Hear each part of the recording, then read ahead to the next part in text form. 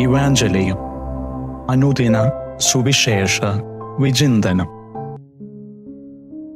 ഈശോമിശിഹായ്ക്കും സ്തുതിയായിരിക്കട്ടെ. സെപ്റ്റംബർ 2 ആണ്ടുവട്ടം 22-ാം വാരം തിങ്കൾ. വിശുദ്ധ ലൂക്ക എഴുതിയ സുവിശേഷം 4-ാം അധ്യായം 16 മുതൽ 30 വരെ വാക്യങ്ങൾ. ക്രിസ്തുവിൽ ഏറ്റവും സ്നേഹം നിറഞ്ഞവരെയും, ക്രിസ്തു സിനഗോഗിൽ വിശുദ്ധ ഗ്രന്ഥം വായിക്കുന്നതാണ് ഇന്നത്തെ സുവിശേഷത്തിന്റെ പശ്ചാത്തലം. സിനഗോഗിലെ ശുശ്രൂഷയുടെ ഘടകങ്ങൾ ഏകദേശം ഇപ്രകാരമാണ്: 1. സങ്കീർത്തന ആലാപനം. 2. ക്ഷേമപ്രാർത്ഥനയുടെ ഉരുവിടൽ.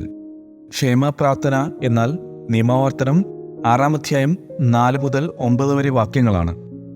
3. ഷെമോനെ എസ്രൈ അഥവാ 18 കേന്ദ്രങ്ങളുടെ പ്രാർത്ഥന. 4. മോശയുടെ ന്യായപ്രമാണത്തിൽ നിന്നും പ്രവാചക ഗ്രന്ഥങ്ങളിൽ നിന്നും വായനകൾ. 5. ഹെബ്രായ ഭാഷയിൽ വായിച്ച തിരുവചനത്തെക്കുറിച്ച് അരമായ ഭാഷയിൽ പ്രസംഗവും വ്യാഖ്യാനവും. സാധാരണക്കാർക്ക് വിശുദ്ധ ഗ്രന്ഥ ഭാഷയായ ഹെബ്രായ ഭാഷ മനസ്സിലായിരുന്നില്ല. 5. സിനഗോഗ് അധികാരിയുടെ ആശീർവാദവും പുരോഹിതൻ നൽകുന്ന വാഴ്വും.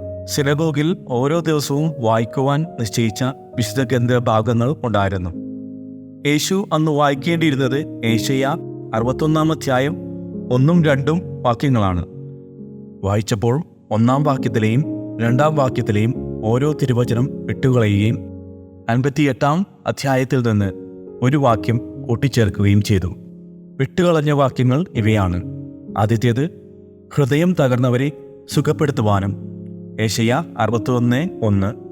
രണ്ടാമത്തേത്, നമ്മുടെ കർത്താവിൻ്റെ പ്രതികാര ദിനം പ്രഘോഷിക്കുവാനും വിലപിക്കുന്നവർക്ക് സമാധാനം നൽകുവാനും എന്നെ അയച്ചിരിക്കുന്നു, ഏശയ്യാ 62:2. യേശു കൂട്ടിച്ചേർത്ത വചനം ഇതാണ്: മർദ്ദിതരെ സ്വതന്ത്രരാക്കുവാനും, ഏശയ്യാ 58:6. യഹൂദരുടെ മിശിഹ ചെയ്യണമെന്ന് ആഗ്രഹിച്ച 4 കാര്യങ്ങളിൽ ഒന്നാണ് ദൈവത്തിൻ്റെ പ്രതികാര ദിനം പ്രഘോഷിക്കുക. പുറജാതിക്കാരെ യുദ്ധത്തിൽ കീഴടക്കി ദൈവത്തിൻ്റെ പ്രതികാരം അവരോട് ചെയ്യണമെന്നാണ് മിശിഹായെക്കുറിച്ചുള്ള പൊതുജനത്തിൻ്റെ അഭിപ്രായം. അത് വായിക്കുവാൻ യേശു വിസമ്മതിച്ചു. പ്രതികാരമല്ല ദൈവം ആഗ്രഹിക്കുന്നതെന്നും വിജാതീയരും രക്ഷ ആസ്വദിക്കണമെന്നുമാണ് യേശു ചിന്തിക്കുന്നത്. യഥാർത്ഥ ഉപവാസം എന്ത് എന്ന് പ്രവാചകൻ പഠിപ്പിക്കുന്നതിൻ്റെ ഭാഗമായിട്ടാണ് മർദ്ദിതരെ സ്വതന്ത്രരാക്കണം എന്ന് പറയുന്നത്.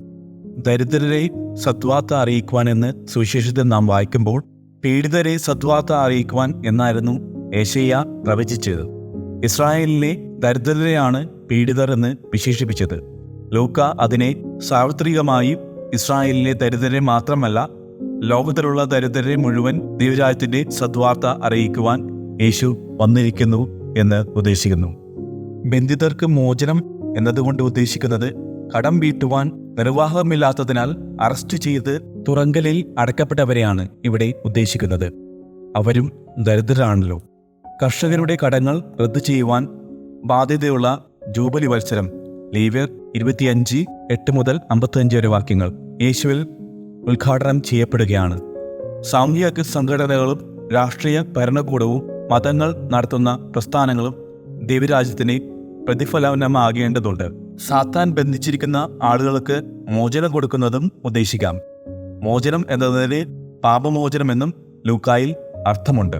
ചുരുക്കത്തിൽ, കടങ്ങൾ റദ്ദു ചെയ്യുക, പൈശാചിക ബന്ധനത്തിൽ നിന്ന് വിടുതൽ കൊടുക്കുക, പാപങ്ങളിൽ നിന്ന് മോചിക്കുക, അങ്ങനെ നിരവധി അർത്ഥങ്ങൾ.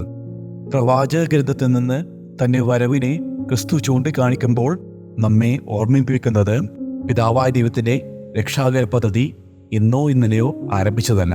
അത് കാലങ്ങൾക്ക് മുന്നേ നമുക്ക് വേണ്ടി വിഭാവനം ചെയ്തതാണ്.